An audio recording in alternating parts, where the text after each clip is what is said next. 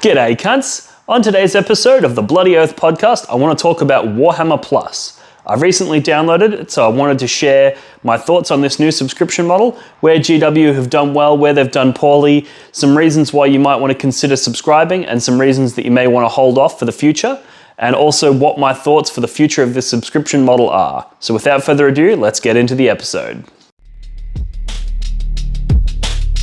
Blog for the Blood God presents the Bloody Oath podcast.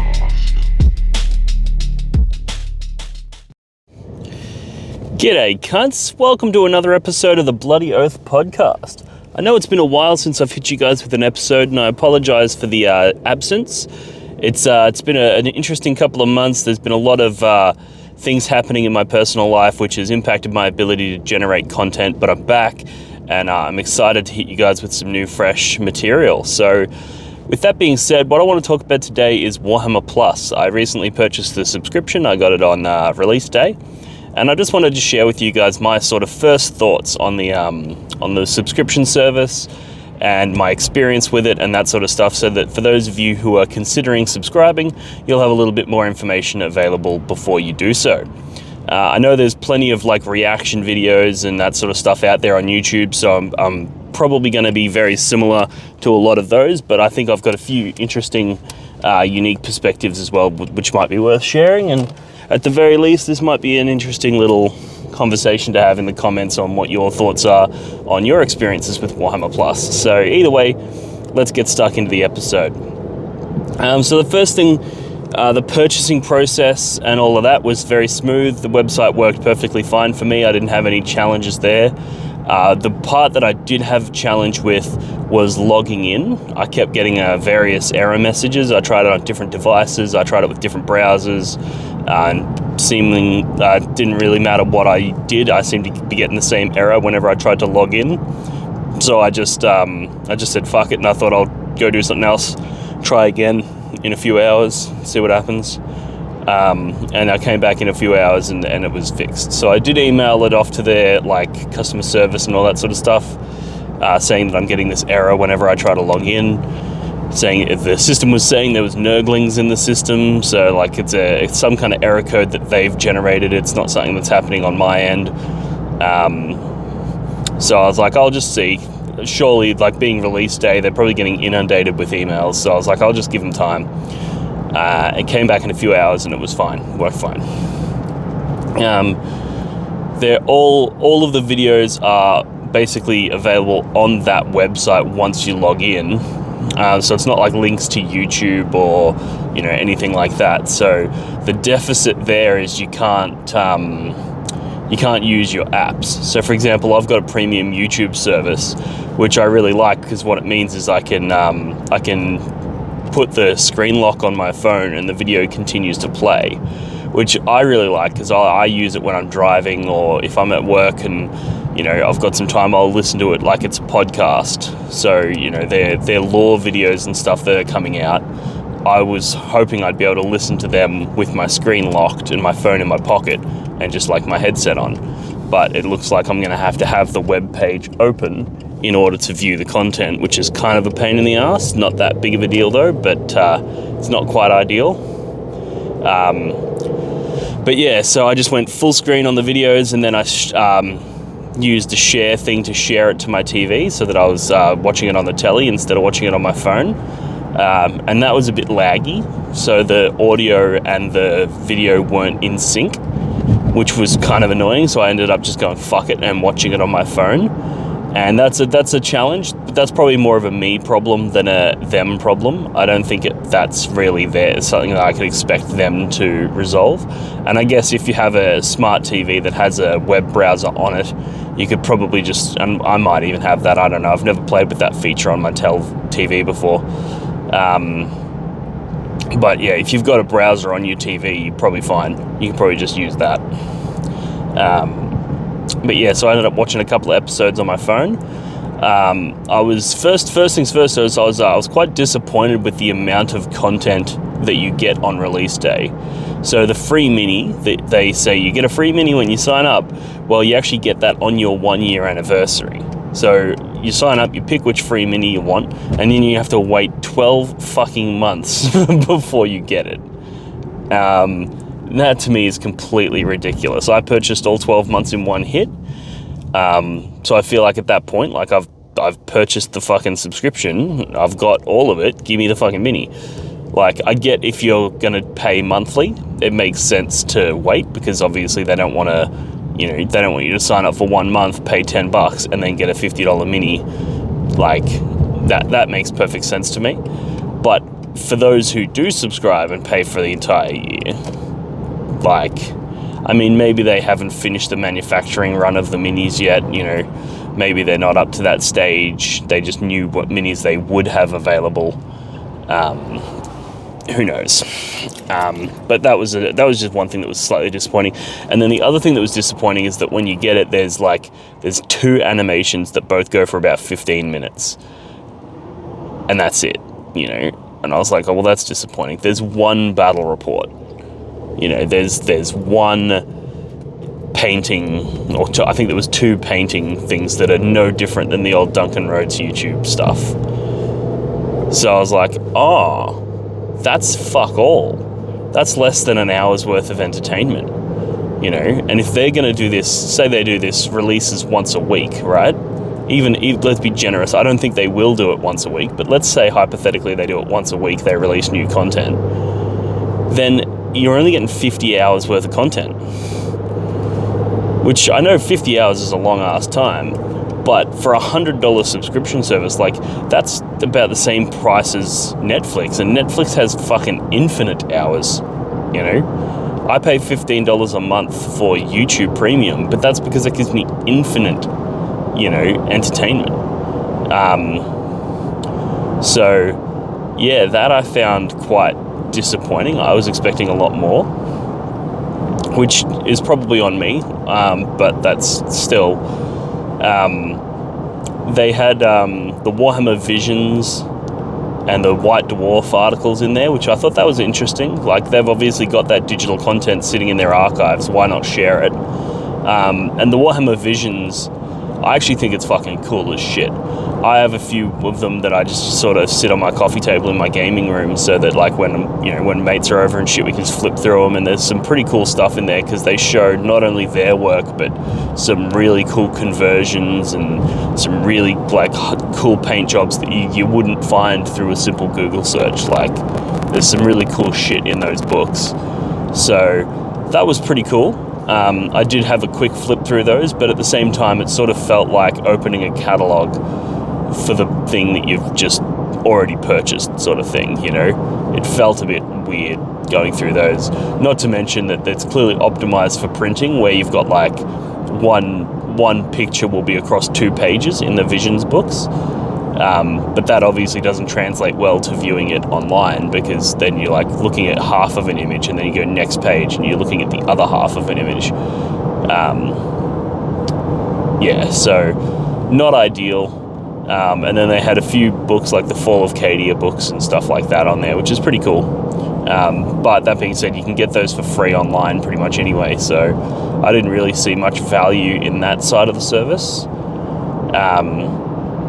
I'll talk about the animations for a bit, and then I'll jump onto the app. So the 2 animations, and spoilers here, I'm going to spoil some shit, but nothing too, the twists aren't really that extreme, so it's not like you'll see it coming the second you turn it on. But yeah, the Space Marine one, Angels of Death, fucking loved it. The voice acting wasn't amazing, and the audio, the music, the sound effects and stuff just it felt a little bit off. I think what it was, and I've heard this from people in the industry, where if they do voice acting and all of the voice actors are in the same room recording at the same time, they get a really good result. Whereas if, like, each voice actor has to record their own stuff and then send it in, or record it at different times based on their schedule or whatever, and then it's put together in editing, it's way worse, because you're leaving an editor to try to sequence everything up, and you can't bounce off each other's energy and stuff like that. So, and I think that's what's happened here. I think they've recorded it all at separate times, all the voice actors, and then they've sort of put it all together. But that just creates that like slight lag between responses, or sometimes the response will come too fast, or it just doesn't feel quite natural, like a natural conversation. So that was a little disappointing, but still fucking cool as shit animations, and the animation style I fucking love, where it's all black and white with real high contrast, real noirish style look to it, but it's got like the red of the Blood Angels is like bright red. So that looks so fucking cool, and I feel like it would make a really cool like comic book style panels art. I think that would look cool. Like if you took a bunch of screenshots from that and printed it on the wall, that would look fucking sick. And there was also some pretty cool, like the writing wasn't bad, the way that the Space Marines like talk to each other and shit. There was one bit where the Space Marines were basically arguing because basically their captain or one of their brothers was down on the planet's surface. They're up in some fucking spaceship battle barge above the surface, and one of their brothers is down there, but they've lost communication with him, and they've got all of this gene seed from fallen brothers on their spaceship. So they're talking about the gene seed and how protective they are of it, and how they need to get it back to Baal so that they can create new brothers, and they're talking about how it's sort of like immortality, because yes, you died, but your gene seed lives on, and how that's, part of what makes the Space Marines so good. So they're talking about it with all this passion and all this like really high gravitas on how important the gene seed is. But then also they're talking about how what makes the Space Marines strong is their brotherhood with each other and their united front and whatever. And then they get in a debate where basically their brother's down on the surface, so they need to go down to rescue him. But if they do that, they're leaving the gene seed unprotected, and they're not getting the gene seed back to Baal, which was what their mission was. So they're having this argument over, what course of action do they take. And then the chaplain steps in and is just like, he goes, the line was something like, whether we are brothers who defend each other, or whether we're, duty to the fallen and honourable to our gene seed, is not the argument to have. We live on the knife's edge between those 2 points, and we need to use that knife's edge to cut our enemies down. And I don't know, it was a sick fucking speech. I'm butchering it by paraphrasing it, but yeah, it was a sick speech. And I was like, fuck yeah, chaplains are based. Like, they go in and they fucking, I was riled up. I was like, fuck yeah, that's sick. Chaplains are the fucking bomb. And the chaplain looks fucking sick as well. His eyes were a bit fucky. I wasn't so sold on his eyes, but he had like a skull helmet, obviously, but then his eyes looked like camera lenses, which was weird. Whereas like I always picture him having the same sort of Space Marine lens helmet sort of style, but with a fucking skull-shaped helmet. But I've always pictured their eye lenses being the same. I didn't picture them being these weird camera-looking things. But that was still cool. Still cool as fuck. There's a tech marine that was cool as fuck. And they were talking to one of the brothers who was a Death Watch veteran, who'd spent time with the Death Watch, so he had that silver shoulder pad. It was cool shit. Lots of cool shit. And then they basically ended up, at the end of the episode, they mount the drop pods and they decide they're going to go down to the surface to rescue their brother. There's no action, really, in that. There's a little bit of action at the very start, which is sort of like an intro sort of thing, where there's a Terminator shooting down a bunch of gene stealers, which was interesting. I didn't think that was particularly impressive. It did answer one question that I've always wondered, and that's like, you see a Terminator and he's got the 2 big magazines on his Stormbolter, right? And it's like, you look at the Terminator model and it's like, he doesn't have any backup ammo. Like, he doesn't have ammo belts or anything like that. So I'm like, what do they do when they run out of ammo? And in this, he's like, his Stormbolter is just blasting the fuck out of all these Tyranids, and then he like goes click, click, click, click, click, and he goes, oh shit, I'm out of ammo. So he just throws the Stormbolter away. And I'm like, fair enough. I guess that's what they do when they're out of ammo. That did strike me as a little bit odd, because like, the Space Marines are supposed to revere their armor and their armory, and they're supposed to like really care about their equipment and be, you know, particularly things like the Blood Angels. They're supposed to be really fucking like, they worship their armor.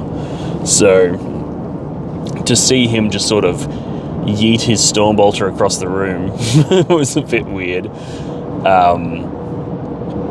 But yeah, that was the Angels of Death. And it looks like it's basically going to be a series where they'll probably release like, hopefully they release a new episode every week, you know. And if Warhammer Plus is the sort of thing where they're going to release everything once a week, but if you subscribe 6 months from now, you'll get a backlog of everything. If that's the case, well, then there's no real need to subscribe now, because then you'll feel salty that you only get fucking an hour's worth of content. If you wait for their content to build up, then it's probably more worth it. Particularly if you're only getting like monthly. If you do it monthly, you could, if when you subscribe for the month, if you get all of the content that's been released so far, just wait 6 months and then subscribe for 1 month, get all your content, and then fuck off again, and then come back in another 6 months and jump on. Like, I don't think I just don't think it's something that's necessarily worth having an annual subscription for at this point, based on what I've seen so far. But the content itself was fucking legit. The next one was Hammer and Bolter, which many of you will have seen, because they did a free, they released this episode for free on their website. There was like a 24-hour window where this episode was free. Unfortunately, I missed that window. So I didn't see it, but now I've obviously caught up, and it was pretty cool. It started off with an Inquisitor who had like these weird, like psychery looking dudes reading tarot cards to him to try to predict his future, and he didn't like the reading, so he shot the fucking psyker in the face, which was fucking brutal. Like, this was a cartoon style animation, like anime style, but it was fucking cool as shit, brutal as shit, sorry. So yeah, he's fucking shot this fucking psyker in the face and gone, nah, fuck you, didn't like your reading. And then there's like a pile of skulls over in the corner, and the Inquisitor's little assistant is like, how many of these are you going to kill, you know? And he goes, there is one out there that has a reading that I will like. And he's just going to keep doing it until then. And then he hears that there's this other Inquisitor on board to take him back to Terra. And he's like, fuck this guy. So he goes out to meet the guy, and they basically end up in this big fight, like two inquisitorial retinues fighting each other. And the main guy, the guy that was getting his tarot read, he's kicking ass. He's in like this mad Inquisitor armor. He's fucking things up. He's bulletproof. You know, he's fucking things up. His squad are fucking things up. But there's this one old lady on the other team who just, like, every time a bullet randomly flies in her direction, she dodges it. And she's dodging all these bullets. And she seems like this harmless little old lady, right? And then at one point, like, some bullets fly near her, and then the other Inquisitor, the guy that came to take him to Terra, is like, all right, now, woman, now. And this old lady morphs into a fucking Calidus assassin. I think it was a Calidus, the one with the long hair and the skin suit, and the girl one. Morphs into one of those, like, shapeshifts. And then you're like, oh, snap, here we go. And then that assassin pulls out its, like, lightning fucking lightsaber-y kind of claw thing, and just goes and starts fucking people up. It's fucking hectic. And it's like, oh shit, this assassin's fucking, you know, hardcore. But he ends up losing. The guy who came to take him to Terra gets murdered, and the Calidus assassin gets captured and taken to like a prison sort of thing, and for interrogation. And so the Inquisitor, the one who had his tarot read, goes to this prison, and he's taken off his armor, and he's in there in just like normal clothes, and he's like, I've come to interrogate you, you're gonna tell me fucking everything. And she's like, yeah, nah, mate. And he's like, fuck oath you are. So he starts interrogating her, starts saying how, everybody always breaks and blah blah. Why were you sent here to kill me? And she's like, I wasn't sent here to kill you. And he's like, fuck off, you trying to kill me, like, you dumb cunt. And she's like, no, I wasn't fucking sent to kill you. And then she's like, I was sent to lure you into this room without your armor. And the guy gets this look on his face like, you fucking what? And she's like, that's what I was here to do. And then she like tilts her head to the left, and you see behind her there's a window, and on another fucking spaceship fucking ages away is a Vindicare assassin. And he's just like, yep, fires this bullet, and it flies through a whole bunch of shit, smashes straight through that window, and pegs the guy right in between the eyes. It's fucking sick. And then she like lifts her hands, and he fires another round, which breaks the chains of her shackles, and she gets out. And then she so you're just like, whoa, what a fucking sick twist. And then it gets better when she then like looks at him, morphs into him, takes his clothes, and then throws a grenade onto his dead body and blows him up.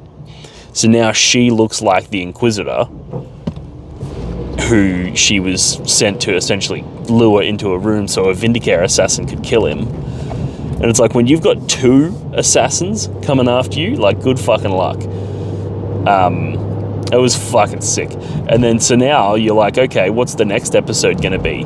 He's heading back to Terra, but he's actually a Calidus assassin? What's going on there?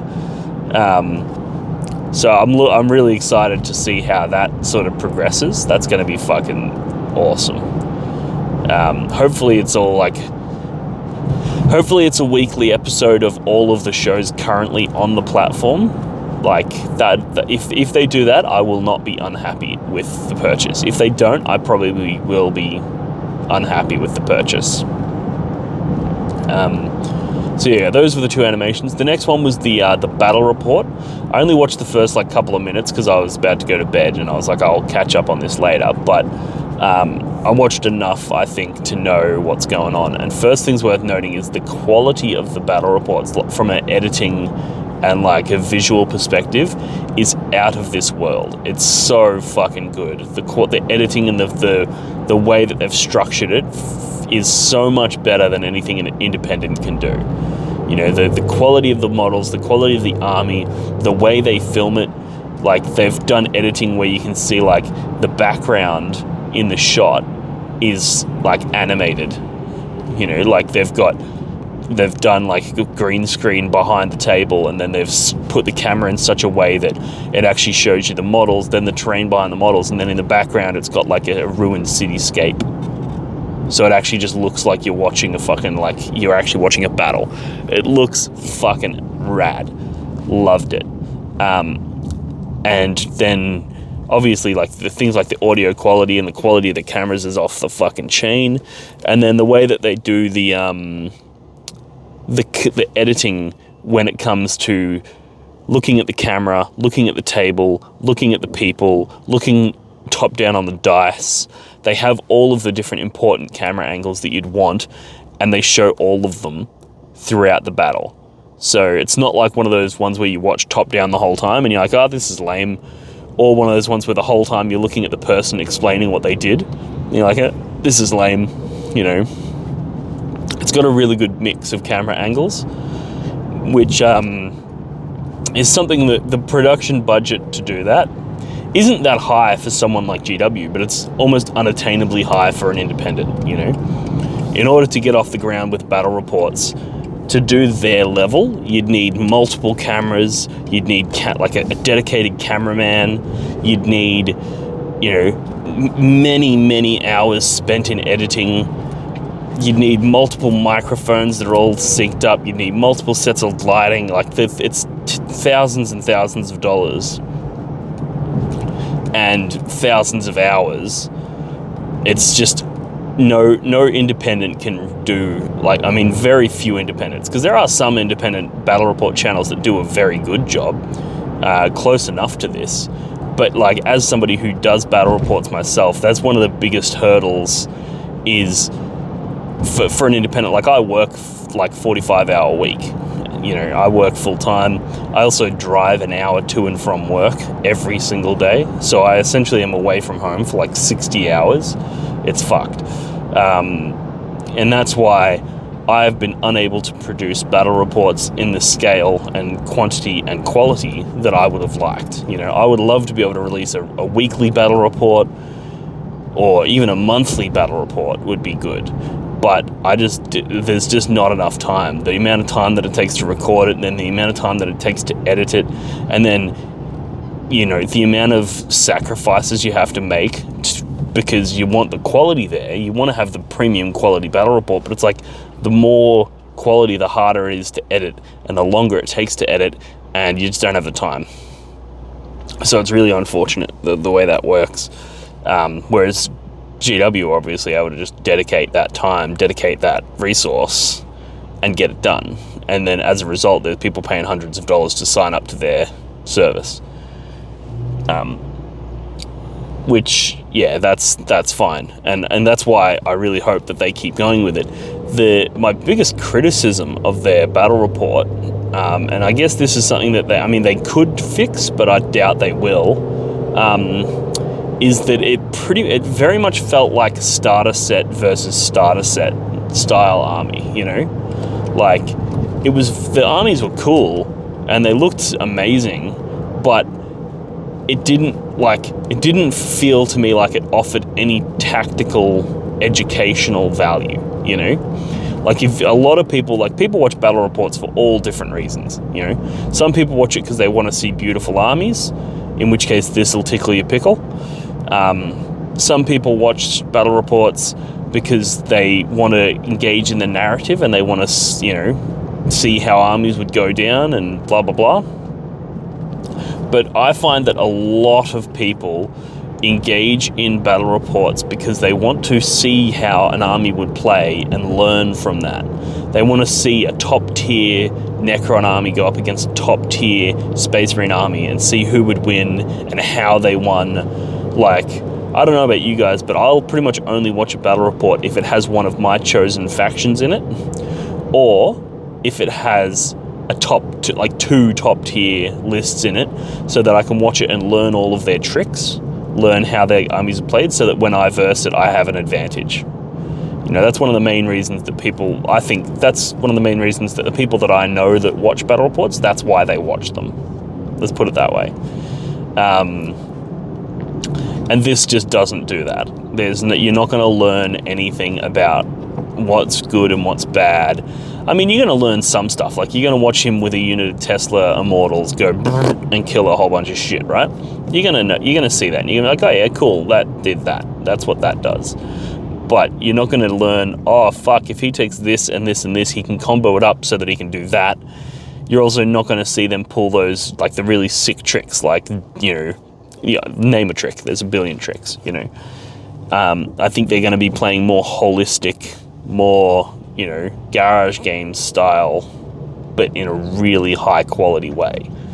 So if that's something you're into, the battle reports is going to be great for you. Whereas if you're more into the competitive and you want to learn the savagery and you want to, you know, do that, then I think you'll find the battle report thing slightly disappointing, as I did. So that's the battle reports. And then finally, we'll talk about the app. So the app has been plagued with problems since day dot. I've followed it a little bit online, and I'm like, oh yeah, if it's going to be plagued with problems, I'm not going to get it. So I never bought the app, never bothered. And I was like, and also, if you have to have a premium subscription to the app to get all the content, I was like, I'm not paying for an app when Battlescribe is fucking free. Like, what are you talking about? So, yeah, I never got it. But given that it comes for free with this subscription, I was like, oh, well, fuck it. Let's have a look. So I downloaded the app and had a bit of a play with it. And I immediately just ran into several problems. So I was like, okay, I'm gonna write my most recent list into BattleScribe and just see how that works, into fucking the app, and just see how it works. So I open it up and I'm like, oh yeah, cool. I think it's called Battle Focus or something, where you click on that and you go into writing your lists. And the process, the mechanics of writing lists is quite cool. It's just like pick a detachment, comes up with pictures and names of all the units that you can put in. You click to put them in, then you can click to upgrade the war gear. It's like the functionality was great. The methods and the controls and stuff in that app were really cool. So I was like, fuck yeah, this is sick, and I got all excited. And I was like, okay, the first thing I want is a unit of 10 Noise Marines in a drop pod with 2 Blastmasters, which is a perfectly legal unit. And the app's like, yeah, nah, you can only have 1 Blastmaster. And I'm like, no, you can't. You can have 2. What are you talking about? And the app won't let you add a second. And I'm like, well, that's lame. And then I go, in the app, you can view the rules for units. So I view the rules for the units, and it clearly says you can have 2 Blastmasters in a unit of 10. So I'm like, they haven't updated the rules or anything. They've just, when they've programmed the app, they've programmed it with a limitation on 1. So, and I think that's probably, I don't know whether that's because the programmer is a 40k player and thought that they could only have 1, or whether the programmer is somebody who doesn't understand 40k at all and just misread. I feel like that's unlikely, because the people who program apps go through that, like, they're very thorough when you're programming an app. And if you don't know anything about the app, if you don't know anything about the content, you're just literally transcribing it across, then how would you fuck that up? Like, I don't know. So that struck me as very odd and quite frustrating. And then the other thing I was like, okay, that's fine. I'll just put a Sonic Blaster on that guy, and I'll just make sure that my list is like 1995 points, because Sonic Blaster costs 5 points, Blastmaster costs 10, so I'll just make sure that I've got 5 points left. And then it's fine. I can just tell my opponent, like, GW dickheads, this is why, and this is what I've done. So I was like, oh, okay, cool, I can work with that. And then I go to add my second detachment. So what I do is my army has a Emperor's Children detachment, which is got my Warlord in it. It's got my Sorcerer and my Dark Apostle in it, and it's got all my Noise Marines and my Terminators and all that shit. And then I have a Death Guard, or it's actually just a mixed Heretic Astartes detachment, which has 3 Plague Burst Crawlers and a Emperor's Children Demon Prince. And that way the Emperor's Children Demon Prince can still cast his psychic powers on the Emperor's Children units. He can still give his aura of reroll 1s to the Emperor's Children units, but he's a HQ choice in a mixed Heretic Astartes detachment, which has the Death Guard Plague Burst Crawlers, because those have Heretic Astartes keyword. So I was like, yep, cool, that's a legal detachment. But the app won't let you do it. When you're picking your detachments, you can either pick a Heretic Astartes detachment, in which case it won't let you pick the Plague Burst Crawlers, and if you pick a Death Guard detachment, it won't let you pick the Demon Prince. And you can put units in an unbound style, where it's like you just add the units to the army and they're not part of any detachment, and then from there you can allocate them to detachments. But so I tried doing that, and basically I'd put the Demon Prince in, and when I go to allocate him to a detachment, it only shows the Emperor's Children one as an option. And it's like, okay, so this just doesn't work. None of this works. Like, and that's just the first list I tried to write was already riddled with problems. So I was just like, well, what the imagine how many problems there are in this app. And I'm sure if you look online, you'll find that there's fucking hundreds of them, And that's just disappointing if BattleScribe are able to do it almost perfectly. Like, you very rarely see problems on BattleScribe. And then you got, things like Warhammer, which, for those of you who don't know, it's just like a Wikipedia that has every fucking rule on it. And it's like searchable, and it's amazing, right? It's like if Warhampedia can get all of the rules stuff perfect, and Battlescribe can get all of the list writing stuff perfect, why the fuck can't GW? They have the resources, they have the fucking information, you know, like, what the fuck? I don't know, it just triggered me. So, so that app, back in the bin, never heard of it, garbage. I think it's one of those things where it's like, if it had the community support as well, like one of the reasons that I think Battlescribe and Warhampedia are so good is because they have community generated content. So the community is constantly helping make these things better because the community benefits from them being better. So if you notice that something's wrong in your Battlescribe, you let them know. You know, you raise a fucking ticket with them and you say, fix this, it's fucked. You know, and there's so many people in the community that'll want to fix it that it gets fixed. Whereas the problem with GW is because their customer service team must be dealing with they must be getting sieged on all fronts, you know? Like they've got all the different arms, they've got the website, they've got the stores, they've got the, you know, the apps, they've got just everything. So the amount of effort that their customer service team would have to go through, like, if you send them a thing saying, oh, it doesn't let me add a second blast master, they're going to be like, yeah, fucking we'll deal with that one day when we get time. So, whereas having all of these, and that's the problem of having centralized control, you know, if you have everything has to go through GW, well, GW, you better fucking have a big enough team to handle that. Whereas if you have decentralized control and you go, okay, cool, we've got a separate team that all they do is look after Battlescribe, you know, and then a separate team and all they do is look after Warhampedia. So if there's a typo or something like that, they can fix it. If you decentralize it, you actually get way more efficiency because people are able to do what needs to be done. So I think it's actually just it's a fundamental problem that GW is going to have, and I don't see it going away anytime soon because I think it's core to the way that their business operates. Unless they triple the size of their customer service, you know, team, so that they go, okay, cool, you 3 customer service people are just responsible for making sure that that app is fucking on point. You know, we don't want to hear a single fucking peep out of the community from that app. Your job is to make it as sick as possible. And you 3 customer service people, or 5 or 10, or however big the team needs to be, you know, are just there to make sure that the fucking, you know, the rules aren't fucking trash. Like, the amount of times that they write rules that the second it gets out into the public, it's immediately pointed out that doesn't work, or that's a typo, or you've missed a sentence here, or whatever, and then they have to go and do these FAQs.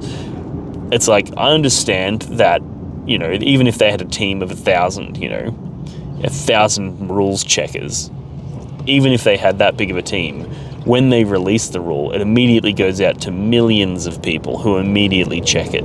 So they're going to find things that the 1,000 people didn't. I think the problem is that they probably only have, you know, a couple of dozen, maybe, rules checkers. And that's just insufficient. And it's provably insufficient because so many things slip through the cracks. So, yeah, I think if GW want to continue down this path of centralized control and they want to dictate everything, well, they need to step up. And they need to step up their game. But yeah, anyway, back onto the Warhammer Plus stuff. So that's just my analysis of the app. The app itself is garbage, and I wouldn't buy it. I only have it because it came for free with the whole Warhammer Plus streaming service. The visions and I think they call it the something archives or something. The Vault. It's called the Vault, which has all your old books and stuff in it. Wouldn't buy that. Only have it because it came for free. The Battle Reports. Wouldn't buy that. Only have it because it came for free. all the painting tutorials and stuff. Wouldn't buy that. Only have it because it came for free. So really, the only thing in there that is something that you would buy is the animations. And are those animations worth $10 a month? Maybe. Depends on what we see over the next month. But based purely on the launch, I think it's quite underwhelming, and it's quite a missed opportunity. Like, I think the thing is a lot of like Netflix series and stuff, right? The business model there is that people like to binge, right? People like to just go, cool, I've got a Sunday off, I'm just going to watch 10 episodes of this show back to back, you know? And what GW have done doesn't fit that model. You know, if they're going to release an episode a week or an episode, you know, if it's only an episode a month of each one of these shows, like that's crap, you know? So I'm deeply concerned, and I think this is a huge missed opportunity for GW. They should have just gone, cool, if Angels of Death is a series, I mean, there's actually no real indication that it is definitely a series. It could have just been a one-off, in which case it's fucking awful, you know? Like, if they're just one-offs, it's like, I mean, the Inquisitor one was cool. It could have been a fully self-contained episode. But the Hammer and Bolter, the Angels of Death one, that very much felt like a pilot episode, you know? Like, we've met all the characters, and then they've hopped in their drop pods, and they're about to go down to the planet. That feels like an episode 1, you know? So if it's a standalone, it's garbage, because nothing happened. Whereas if it's not a standalone and it's episode-style content, give us all the fucking episodes. Give it all to us at once. Like, so that we can binge it. Like that's the only way people consume TV content, like content these days. So I feel like they're trying to milk it for some reason. And maybe it's because they don't want people to sign up for 1 month, binge all the content, and then not sign up for the remaining months. So they want to drip feed out content, which is fine. But what I would have recommended is go, okay, this month, you know, just put all of Angels of Death on there, and then next month all of Hammer and Bolter, and then next month all of Exodite, and then next month all of Astartes, and next month, you know, and that way you get to binge without giving the whole fucking cake away, you know what I mean? Like, yeah, I don't know. It's going to be interesting. I largely bought it because, you know, I'm not too fussed about whether or not it's got any value, because I obviously also get value out of it by being able to generate content like this. So being able to review it, that sort of stuff. So I don't mind spending the money to get it. And it was also, to be honest, it was a bit of a gamble. You know, it was like, well, what if it's fucking awesome, you know? And while you can listen to podcasts and videos talking about it like this, which can give you a bit of information on whether or not you want to give it a go, I do still think that the value that you get out of it is up to you. So you sort of need to get it and watch it yourself to get a full understanding of it, because like, I might have overlooked some stuff that you would find really fucking interesting in in the Angels of Death one, you know, so it's definitely worth having a look. But yeah, I would definitely advise against subscribing for the full year. I wouldn't fuck with that. I would maybe subscribe for a month now, have a look around, have a feel, so that you understand what the whole service is, and then just keep your eyes on the releases. And if there's a particular release that you're interested in, subscribe for another month and get it. And if they're not interesting and you want to wait, then just wait. It'll also be really interesting to see what they do with like backdated content. Like if in 12 months you can subscribe for $10 and get all of the backdated content, well then that kind of rips off those who've been there that paid for the full 12 months. But if they have the content only up for the month that it's there, and then they take it down and put new content next month, so that, it forces you, it gives you a reason to want to subscribe for the whole year.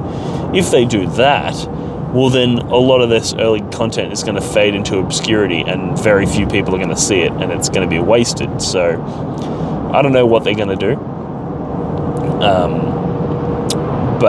Yeah, I'd just say it was disappointing and would not recommend.